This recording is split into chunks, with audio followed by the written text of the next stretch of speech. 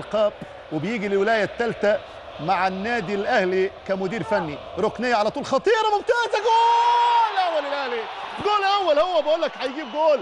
الله الله الله يا حجازي، حجازي وعمرو جمال وحمودي، والفرحه الاولى والهدف الاول بالنسبه للاهلي عن طريق نيستا العظيم، عن طريق حجازي. والله كم انت كبير يا حجازي، رأسيه ممتازه. بقول لك حجازي وسعد سمير مخليني مطمن شويه، مطمئن شويه، واثق شويه، متحفز شويه. كنت قلقان لفترات كثيره، لكن قوه الاهلي من دول، قوه الاهلي من هذا الجمهور العظيم، وقوه الاهلي وروعه الاهلي من عبقريه المدافع حجازي. بص شوف الاهلي وروعته، بص الرأسيه وادي العرضيه الجميله، تسجل اول اهداف اللقاء، اول خطا في التمركز الدفاعي بالنسبه لبيدفست، واول تمركز هجومي ممتاز بروح وجرينتا وقتال بالنسبه للنادي الاهلي في مرمى البيدفست الجنوب افريقي.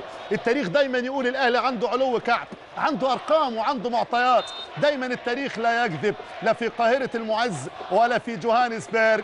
ولو حتى طائره الاهلي وصلت الى الهولولولو بعد استراليا بكثير. رأسيه موجوده عن طريق حسام غالي الفنان، اللي كان عندي احساس ان ممكن حسام البدري يلعب في اللعيبه بتاعت نص الملعب وما يفكرش في مؤمن زكريا، لكن هو فكر في مؤمن زكريا ودفع بحمودي كبديل اول بالنسبه للقلعه الحمراء. والاهلي الان بعد 57 دقيقه